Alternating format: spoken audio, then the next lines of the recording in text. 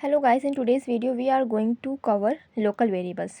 पिछली वीडियोस में हमने instance variable and static variables cover किया है। इस वीडियो में हम कंप्लीट लोकल वेरिएबल्स के बारे में जानेंगे। लोकल वेरिएबल्स, सबसे पहले देखते हैं हमारे लोकल वेरिएबल्स कहाँ क्रिएट किए जाते हैं।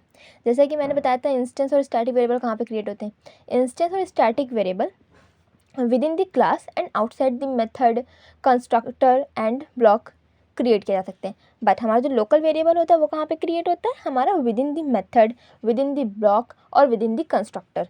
एग्जाम्पल से देख लेते हैं। मान लीजिए मैंने एक m1 मेथड बनाया। यहाँ पे हम जो भी अपना वेरिएबल इनिशलाइज करेंगे, करेंगे, वो क्या होगा, हमारा लोकल वेरिएबल होगा। ऐसे ही ब्लॉक के लिए देख लेते हैं। ये भी हमारा क्या रहेगा, लोकल वेरिएबल। कंस्ट्रक्टर, मान लीजिए हम क्लास टेस्ट पे वर्क कर रहे हैं, तो यहाँ पे ये हमने कंस्ट्रक्टर क्रिएट किया। ये भी हमारा क्या कहलाएगा, लोकल वेरिएबल। ओके, अब देख लेते हैं हमारा लोकल वेरिएबल को और क्या कहते हैं। लोकल वेरिएबल, जैसे कि हम प्रोग्रामर जो है अपनी टेम्प्रेरी रिक्वायरमेंट को फुलफ़िल करने के लिए लोकल वेरिएबल्स का यूज़ करता है, तो इसलिए इसको हम टेम्प्रेरी वेरिएबल भी बोलते हैं, और ये हमारा ऑटोमेटिक वेरिएबल भी कहलाता है। आगे देखते हैं कि हमारा लोकल वेरिएबल और टेम्प्रेरी वेरिएबल कहाँ पे स्टोर होते हैं। हमारे क्लास में instance variable and static variable. Instance variable हमारा हीप में स्टोर होता था, और हमारा स्टैटिक वेरिएबल मेथड एरिया में स्टोर होता था, और हमारा लोकल वेरिएबल कहाँ पे स्टोर होता है, स्टैक मेमोरी में स्टोर होता है। फिर आते हैं अपने लोकल वेरिएबल्स का, देखते हैं कब क्रिएट होते हैं, क्रिएशन टाइम क्या है इसका, और कब ये डिस्ट्रॉय हो जाते हैं, कब इनका कहाँ तक इनका स्कोप वैलिड रहता है। जैसे कि मान लीजिए आपने एक m1 मेथड क्रिएट किया, आपने यहाँ पे अपना क्रिएट कर लिया वेरिएबल, बट ये एक्चुअल में कब क्रिएट होगा, जब आपका जैसे ही ये मेथड एग्जीक्यूट होगा वैसे ही आपका लोकल वेरिएबल क्रिएट हो जाएगा। प्रोग्रामिंग हमारी लाइन सीक्वेंस वाइज चल रही होती है, कब क्या एग्जीक्यूट होना है उसके अकॉर्डिंग।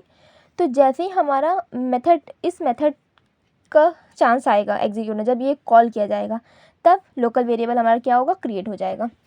जैसे ही हमारा ये रन हो जाएगा, ये ब्लॉक रन हो गया हमारा, वैसे ही ये क्या हो जाएगा, लोकल वेरिएबल डिस्ट्रॉय हो जाएगा। इट मीन्स इसका स्कोप कहाँ रहता है, विद इन दी ब्लॉक तक, विद इन दी मेथड। जैसे ये मेथड विद इन दी ब्लॉक और विद इन दी कंस्ट्रक्टर इसका स्कोप रहता है। जैसे ये मेथड एग्जीक्यूट हो गया, ख़त्म, और तो यहाँ पे डिस्ट्रॉय हो गया हमारा मेथड, तो ये क्या होगा, लोकल वेरिएबल भी हमारा डिस्ट्रॉय हो जाएगा। आगे देख लेते हैं। अब हम देखते हैं कि मैंने आपको बताया था क्लास वेरिएबल बार बार मैं बोल रही हूँ, इंस्टेंस वेरिएबल एंड आपका स्टैटिक वेरिएबल को JVM क्या करता है, डिफ़ॉल्ट वैल्यू इनिशियलाइज़ करता है, अगर आपने कोई वैल्यू एक्सप्लिसिटली नहीं दी है।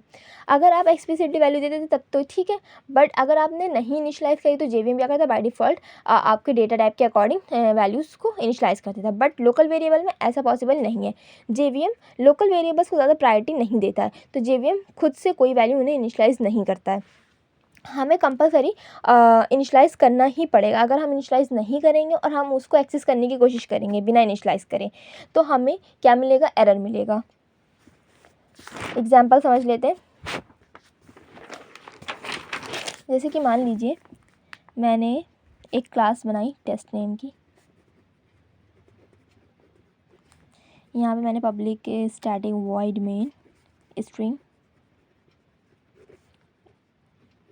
args क्रिएट किया। ठीक, यहाँ मैंने क्या करा, इंट x, मैंने यहाँ पे कोई वैल्यू इनिशियलाइज़ नहीं करी। अब मैं इसको क्या करूँगी, प्रिंट कराने की कोशिश करूँगी, system.out.println x।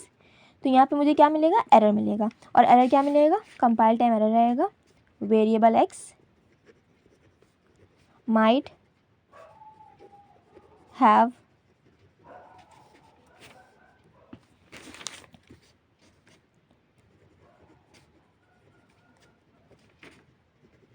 Not been initialised.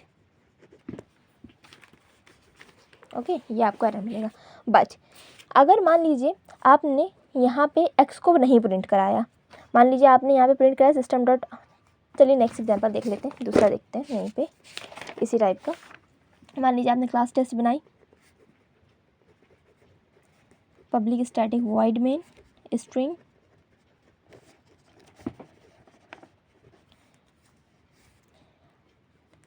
यहाँ पे आपने क्रिएट किया लोकल वेरिएबल, बिकॉज ये मेथड है, मेथड के अंदर लोकल वेरिएबल हम क्रिएट कर रहे हैं अपना, और इसको मैंने प्रिंट नहीं कराया, मैं प्रिंट करा रही हूँ system dot out dot print L N hello, hello print कराया। मैंने मैंने इनिशलाइज़ नहीं किए, वैल्यू इनिशलाइज़ नहीं किए। अब मैंने हेलो प्रिंट कराया, यहाँ पे मैंने इस एक्स को तो यूज़ नहीं किया, तो आपका कंपाइलर कोई एरर नहीं देगा, आपका हेलो प्रिंट हो जाएगा। ओके, बट जब आप इसको यूज़ करेंगे तभी आपको कंपाइलर एरर देगा। अगर आप इसको यूज़ नहीं करेंगे तो आप जितनी मर्ज़ी बिना इनिशलाइज़ करे वैल्यू को डिक्लेयर कर सकते हैं, वेरिएबल को डिक्लेयर कर सकते हैं, कोई एरर नहीं आएगी जब तक आप उसे यूज़ नहीं करेंगे। अगर आप इस एक्स को यूज़ करेंगे तो आपको एरर मिलेगी बिना इनिशलाइज़ करे। आ जाते हैं एग्जांपल देख लेते हैं कि हमारा स्कोप को एग्जांपल देख लेते हैं, स्कोप हमारा कहाँ तक वैलिड है। मैंने क्लास टेस्ट बनाई, पब्लिक स्टैटिक वॉइड में इंट आई इक्वल टू 0। ये आई जो है ये लोकल वेरिएबल का है, किसका है, मेन मेथड का है। फिर मैंने फॉर लूप चलाया, int J equal to 0, J less than equal to 3, J plus plus I equal to I plus J, और ये बन हो गया। जे किसका है लोकल वेरिएबल, इस फॉर लूप तक का लोकल वेरिएबल है। इट मीन्स हम इसे बाहर, इस फॉर लूप के बाहर हम नहीं प्रिंट करा सकते, बट मैंने यहाँ प्रिंट कराया तो मुझे क्या एरर मिलेगी, can't find symbol variable J location class test. कुछ बच्चे सोच रहे होंगे, कुछ बच्चों ने दिमाग लगाया होगा कि यहाँ पे ये 3 प्रिंट हो जाएगा और हमारा जे क्या प्रिंट हो जाएगा, जे हमारा 2 प्रिंट हो जाएगा, बट ऐसा नहीं होगा हमारा यहाँ पे, बिकॉज जे हमने outside the for loop access करने की कोशिश करी है, क्योंकि जबकि हमारा स्कोप क्या है, यहीं पे ख़त्म हो गया। आउटसाइड दी फॉर लूप हमारा ख़त्म हो जाएगा, जे का स्कोप ख़त्म हो गया यहाँ पे, हमने यहाँ पे एक्सेस करने की कोशिश कर ली तो हमें क्या मिल जाएगा, एरर मिल जाएगी, can't find symbol variable J location class test.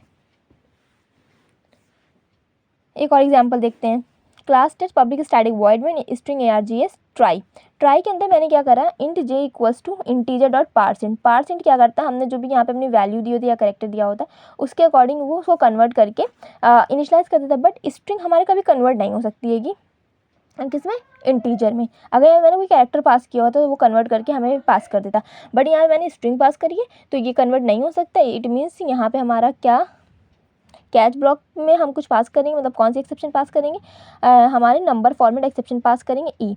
But मैंने क्या करा यहाँ पे ई तो कर दिया, लेकिन मैंने यहाँ प्रिंट क्या कराने को, मैंने यहाँ पे जे को क्या इनिशलाइज़ कर दिया, 10 इनिशलाइज़ कर दिया, बट जे को तो हम यहाँ पे यूज़ ही नहीं कर सकते। मैंने जे को तो क्रिएट यहाँ पे किया था ना, यहाँ पे मैंने क्रिएट किया, मैं इस आउटसाइड दी ब्लॉक, इसका एक्सेस ख़त्म, स्कोप यहीं तक के वैलिड है, बट मैंने एक्सेस करने की कोशिश करी तो यहाँ पे और यहाँ पे दोनों जगह हमें क्या मिलेगा, एरर मिलेगा। यहाँ पे मैंने इनिशलाइज़ करा, जबकि यहाँ पे जे हम नहीं यूज़ कर सकते क्योंकि जे मेरा यहीं तक वैलिड है, और इस ब्लॉक के बाहर हमारा एक मेन मेथड है, मेन मेथड में भी हम इसको नहीं यूज़ कर सकते क्योंकि इसका स्कोप केवल यहीं तक है, और हमने यहाँ पे भी यूज़ करने की कोशिश करी है तो यहाँ पे हमें वही सेम एरर मिलेगी, can't find symbol variable J location test.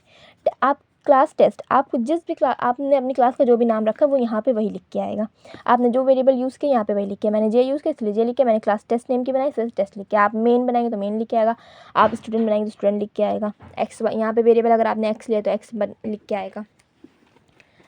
अब देख लेते हैं आपने आगे और एग्जांपल्स को। ये एग्जांपल मैंने आपको समझा दिया है और ये भी मैंने एग्जांपल आपको समझा दिया है। अब एक और एग्जांपल देख लेते हैं। क्लास टेस्ट मैंने बनाया, पब्लिक स्टैटिक वॉइड में इंट एक्स, मैंने इनिशलाइज नहीं करी वैल्यू, ठीक, और ये हमारा क्या है, लोकल वेरिएबल है with in the method. If args dot length is greater than 0, तो हमने इनिशलाइज कर दिया अपने एक्स को 10, ठीक है, ये वैलिड है, यहाँ पे हम कर सकते हैं। बट एल्स में हमने क्या लिखा है, एक्स इज इक्वल टू 20, फिर हमने क्या करा, system dot print L x, ये चीज़ हमारी प्रिंट होगी, क्योंकि मान लीजिए हमने कमांड प्रॉम्प्ट पे जितने भी अपने सिंबल्स प्रिंट करे हैं, मान लीजिए मैंने दो लेंथ का प्रिंट कराया कुछ, तो 0 से बड़ा है तो एक्स हमारा 10 से इनिशलाइज हो जाएगा और यहाँ पे प्रिंट हो जाएगा। एल्स पार्ट में भी हमारा x 20 से इनिशलाइज हो जाएगा और यहाँ पे प्रिंट हो जाएगा, क्योंकि हम इस वाले x को एक्सेस कर रहेंगे। इसलिए अगर यहाँ पे मैंने इसके अंदर मैंने अपने लोकल वेरिएबल को क्रिएट किया होता तो हम यहाँ पे एक्सेस ना कर पाते। एक और मैं एग्जांपल इसका समझाती हूँ आपको।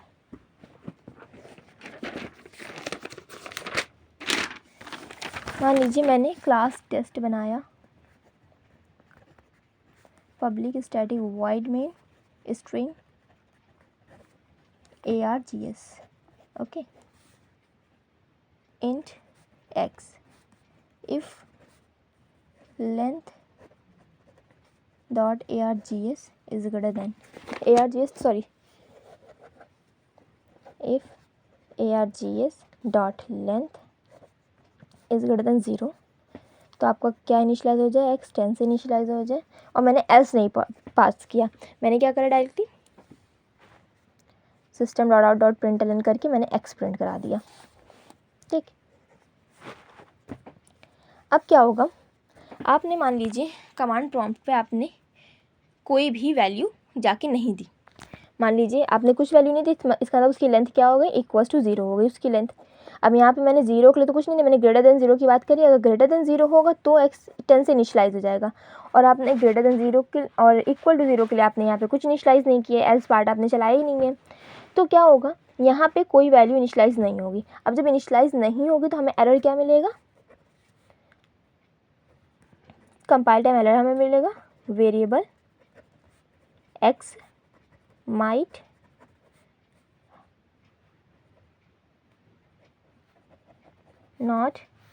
have not been initialized,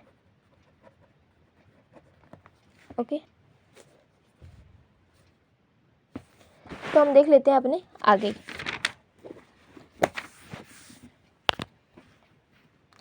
सबसे पहले अब हम देखते हैं कि हमें ये रिकमेंड किया जाता है कि नहीं रिकमेंड किया जाता है। आपने यहाँ पे इनिशलाइज नहीं किया, ठीक। अब ज़रूरी तो है नहीं कि आपका इफ़ पार्ट हमेशा ट्रू हो। इफ़ एल्स तो हम तभी लगाते हैं ना जब हमारी कंडीशन ट्रू हो या फॉल्स हो।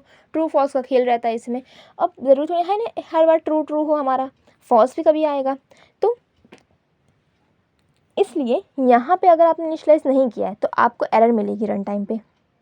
बट अगर आपने यहाँ पे इनिशलाइज कर दिया है, ज़रूरी नहीं है आप यहाँ पे इनिशलाइज करना ज़रूरी है, मतलब ज़रूरी नहीं है, बट आपको रिकमेंड किया जाता है ताकि आपकी एरर ना आए, क्योंकि एरर आना अच्छी बात नहीं है एज अ गुड प्रोग्रामर। अब यहाँ पे ज़रूरी नहीं है कि आप कोई वैसी वैल्यू इनिशलाइज़ करें जो आप नहीं करना चाहते हैं। आप इसकी डिफ़ॉल्ट वैल्यू से इनिशलाइज़ कर सकते हैं। हर डेटा टाइप की एक डिफ़ॉल्ट वैल्यू होती है जो जेवीएम खुद प्रोवाइड करता है, बट लोकल वेरिएबल को जेवीएम नहीं प्रोवाइड कर रहा होता है। बाकी अदर्स को तो जेवीएम प्रोवाइड करता है ना, तो आप उसी के अकॉर्डिंग अपने हाथ से यहाँ पे इनिशलाइज़ कर दीजिए। इंटीजर की आपको पता होगा डिफ़ॉल्ट वैल्यू क्या होती है, तो यहाँ पे आप पहले से ही इंट 0 कर दीजिए। अगर आपने यहाँ int x equal to 0 initialize कर दिया होता तो यहाँ पे आपका compile time error variable x might not have been initialized, ये एरर आपकी आती ही नहीं। क्योंकि अगर आप यहाँ पे इनिशलाइज़ नहीं अगर आपने पहली बात तो आपने यहाँ पे इनिशलाइज़ कर दिया, इसलिए अब यहाँ पे ये एरर नहीं आएगी। इस एग्जांपल को मैं दूसरी तरीके से देख लें, दूसरे एग्जांपल में देख लीजिए। यहाँ पे मान लीजिए क्लास टेस्ट आपने बनाया, पब्लिक स्टैटिक वॉइड में string args, okay, int x equals to 0 आपने इसकी डिफ़ॉल्ट वैल्यू से इनिशलाइज़ कर दिया। फिर आपने इफ़ ब्लॉक अपना चलाया, args dot length greater than 0, तो आपका x क्या इनिशलाइज हो जाए, 10 हो जाए। अब आपके x में क्या आ गई, 10 वैल्यू आ गई। अगर ट्रू है तो 10 आ जाएगी। आपने एल्स पार्ट नहीं चलाया, आपने डायरेक्टली प्रिंट करा x। तो इस केस में अगर आपने इनिशलाइज़ कर दिया तो इस केस में भी आपकी एरर नहीं आएगी। अगर आपने कोई लेंथ पास नहीं करी कमांड प्रॉम्प्ट पे जाकर, तो आपका क्या हो जाएगा, लेंथ उसकी हो जाएगी 0। तो 0 के लिए मतलब यहाँ पे x क्या प्रिंट हो जाएगा, 0। ये तो चलेगा नहीं हमारा, ये नहीं चला, इसका अंदर x हमारा 10 से इनिशलाइज नहीं हुआ। तो यहाँ पे हमने क्या करा, हमने प्रिंट कराया अपना x। तो x तो यहाँ पे 0 है, तो यहाँ पे 0 प्रिंट हो जाएगा। ठीक है, तो यहाँ पे एरर आने के चांसेस नहीं है, क्योंकि आपने पहले से ही इनिशलाइज़ कर दिया है वैल्यू को। तो आपको इसीलिए एज अ गुड प्रोग्रामर हमेशा हर चीज़ इनिशलाइज़ कर देते हैं लोकल वेरिएबल में। अब देखते हैं हम, जैसे कि हमने अपने instance variable and static variable में देखा था कि हमारी डिफ़ॉल्ट वैल्यूज़ क्या होती हैं। मान लीजिए मैंने एक क्लास टेस्ट नेम की बनाई, ये क्या है, मेरा इंस्टेंस वेरिएबल है।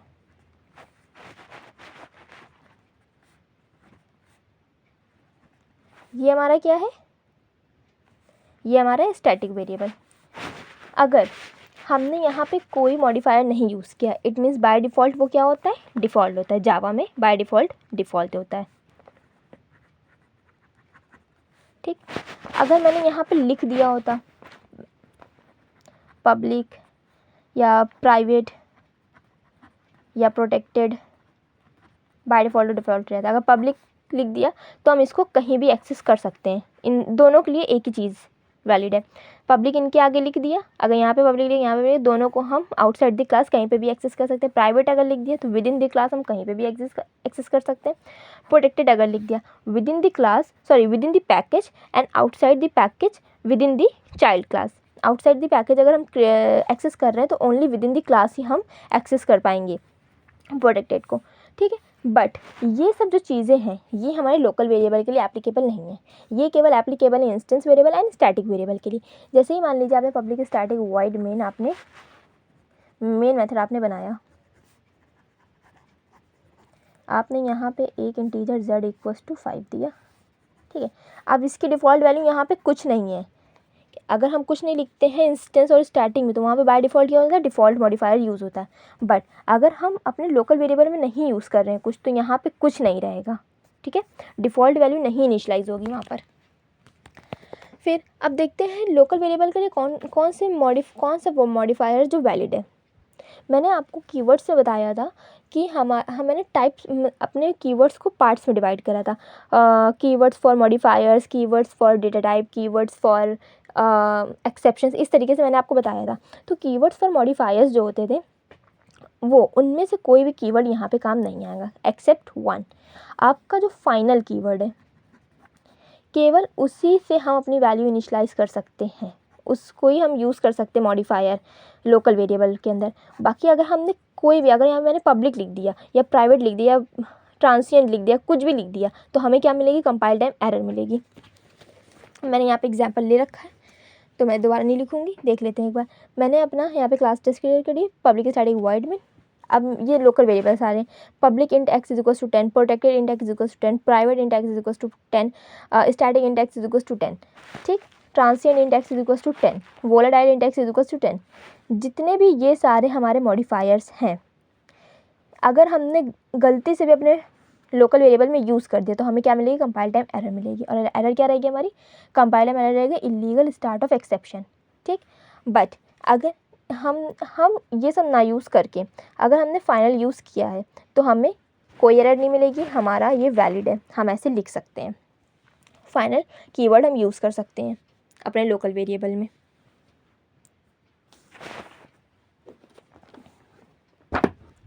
अब आ जाते हैं आगे।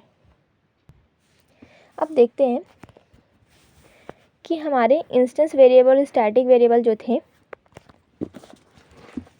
मान लीजिए आपने एक इंस्टेंस वेरिएबल बनाया, मान लीजिए मैं पूरा क्रिएट नहीं करूँगी, ये एक आपका इंस्टेंस वेरिएबल है और एक आपका स्टैटिक वेरिएबल आपने क्रिएट कर रखा है।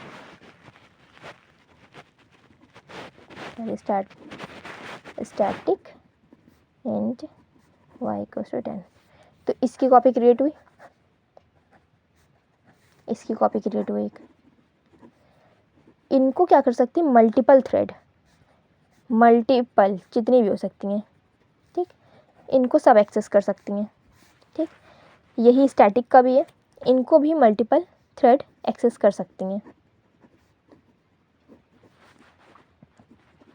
तो इसका मतलब क्या हुआ, जब मल्टीपल थ्रेड्स एक ही वेरिएबल को एक्सेस कर रही हैं एक ही कॉपी में, तो क्या होगा, हमारा जो इंस्टेंस और स्टैटिक वेरिएबल है ये थ्रेड सेफ नहीं रहेंगे,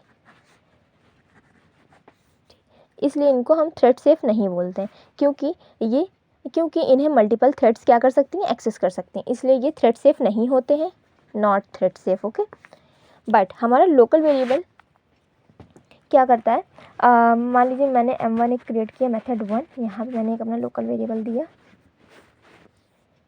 अब एक थ्रेड आपने बनाई तो उसके लिए इसकी सेपरेट कॉपी एक क्रिएट हो जाएगी। मान लीजिए एक सेपरेट कॉपी यहाँ पे क्रिएट हो गई।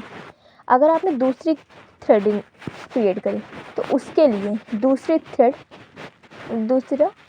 कॉपी क्रिएट हो जाएगी। इसी तीसरी क्रिएट करेंगे आप, तीसरी उसकी कॉपी क्रिएट हो जाएगी। मीन्स आपकी सारी थ्रेड अलग अलग वेरिएबल की कॉपी को एक्सेस करेंगी, सेम को कोई नहीं एक्सेस करेगा। इट मीन्स यहाँ पे थ्रेड सेफ्टी है, इसलिए हम अपने लोकल वेरिएबल्स को थ्रेड सेफ भी बोलते हैं।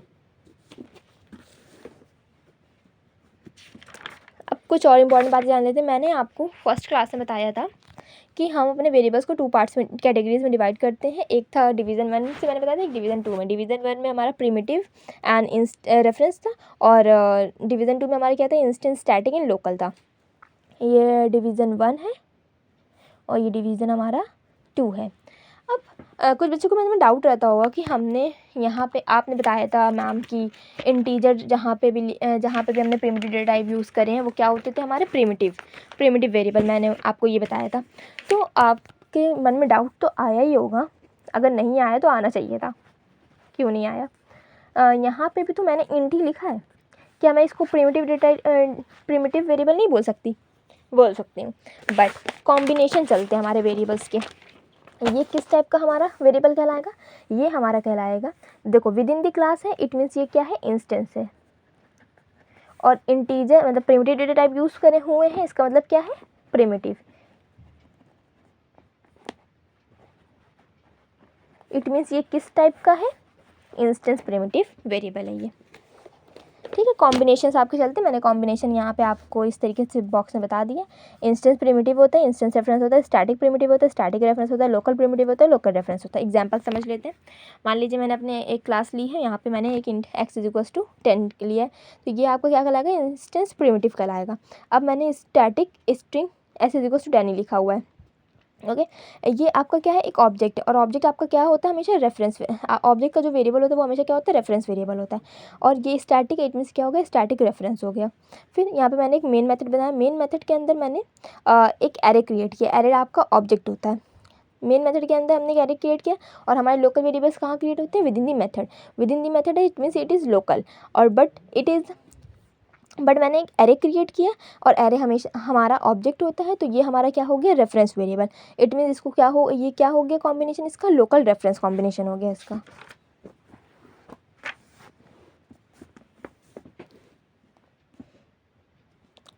अब कुछ और एग्जांपल देख लेते हैं।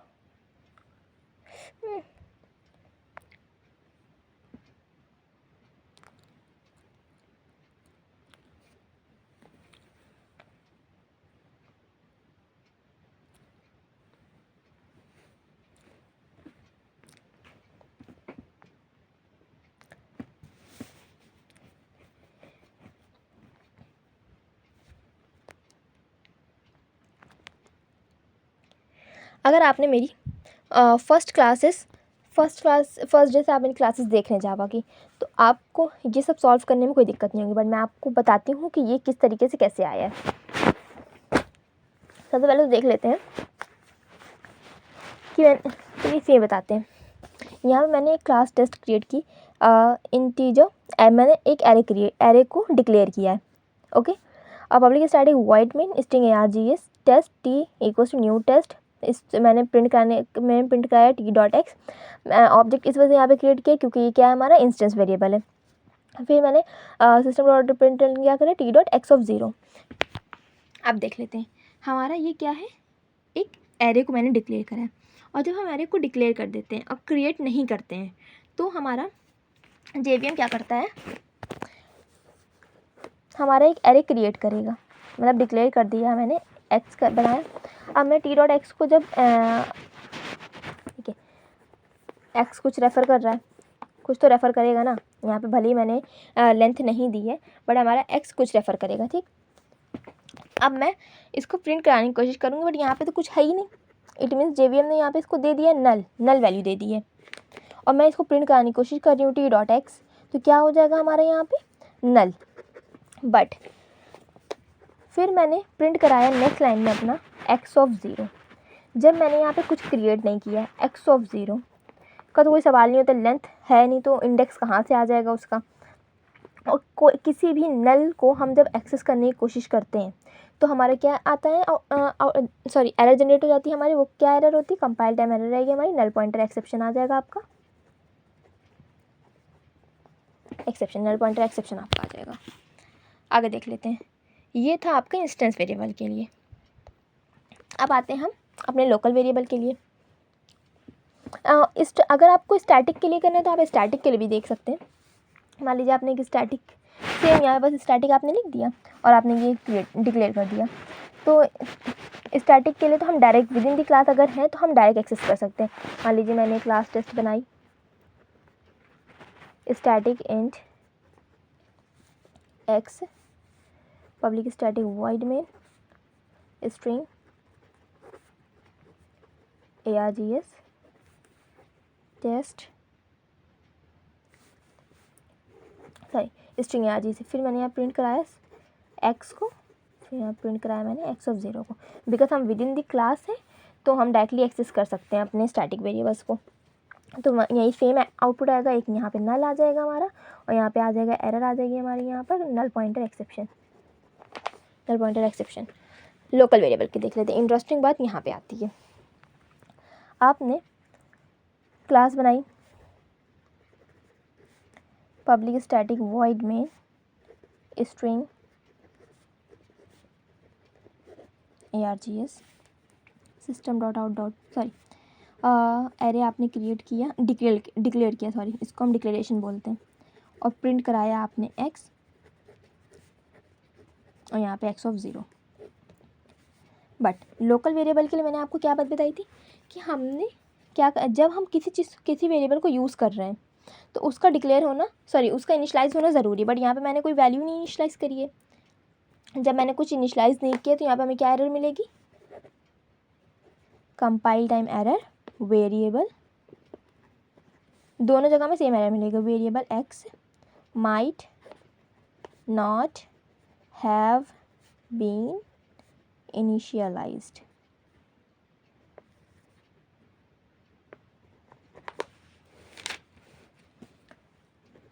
अब मान लीजिए मैंने अपने वेरिएबल को इनिशियलाइज कर दिया,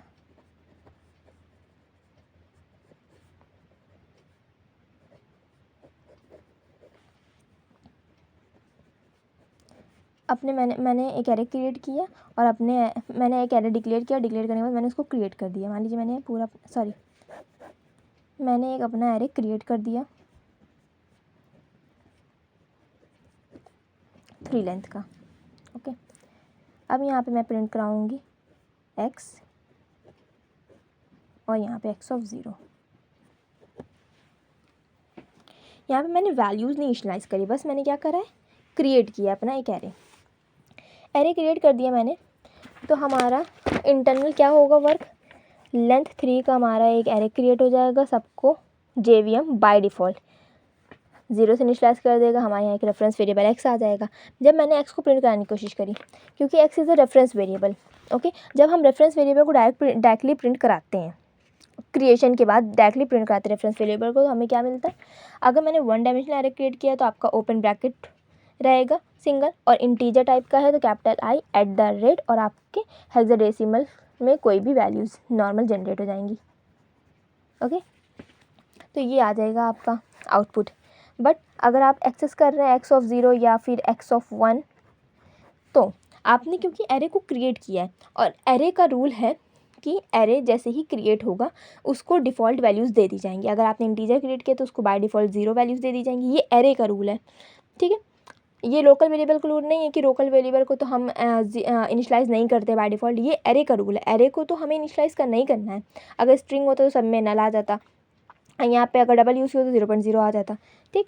तो यहाँ पे कोई आपको एरर नहीं मिलेगी, ना नल पॉइंटर एक्सेप्शन मिलेगा, कुछ नहीं मिलेगा। यहाँ पे आपका सीधा क्या प्रिंट होगा, 0 प्रिंट होगा, क्योंकि आपकी डिफ़ॉल्ट वैल्यू क्या है एरे की 0, क्योंकि हमने इंटीजर टाइप का यूज़ किया था। यहाँ पे आप ये दिमाग ये ना सोचिएगा कि लोकल वेरिएबल में तो हम जेवीएम इनिशलाइज़ नहीं करता है बाय डिफ़ॉल्ट। ये लोकल वेरिएबल का रूल है कि जेवीएम उसे इनिशलाइज़ नहीं करता, बट एरे के कुछ अपने अलग रूल हैं। एरे का रूल है कि एरे जैसे ही क्रिएट होगा उसको डिफ़ॉल्ट वैल्यूज़ दी ही जाएंगी, ठीक है, चाहे वो इंस्टेंस वेरिएबल हो, चाहे वो स्टैटिक वेरिएबल हो, चाहे वो लोकल वेरिएबल हो, सब में एरे को हमें डिफ़ॉल्ट वैल्यूज़ देनी ही देनी है। अब एक और देख लेते हैं एग्जांपल, बट वो हम देखेंगे अपने इंस्टेंस वेरिएबल के लिए। इंस्टेंस स्टैटिक किसी के लिए भी देख लीजिए।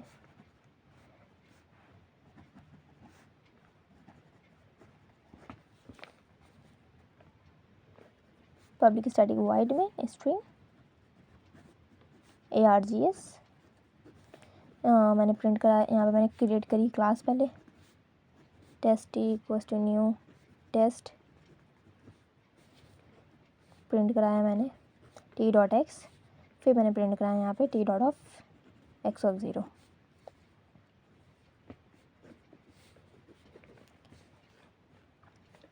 अब यहाँ पे आपको क्या आउटपुट मिलेगा, क्योंकि आपने एरे क्रिएट कर दिया। एरे क्रिएट कर दिया मीन्स इसी की बात हो रही है, और आपका वेरिएबल क्या है, x है। आपका x क्या है, रेफरेंस वेरिएबल है। एज अ रेफरेंस वेरिएबल यहाँ पे एक्ट कर रहा है जैसे, ठीक। तो यहाँ पे आपका हम क्या प्रिंट कराना चाह रहे हैं, t(x), यानी कि x यानी रेफरेंस वेरिएबल को प्रिंट कराना चाह रहे हैं। प्रिंट कराना चाहेंगे तो हमें क्या मिलेगा, क्योंकि हमने इंटीजर टाइप का यूज़ किया, सिंगल डायमेंशन है, तो यहाँ पे ओपन ब्रैकेट $I और हेक्साडेसिमल में आपको कुछ हैश वैल्यूज जनरेट हो जाएंगी।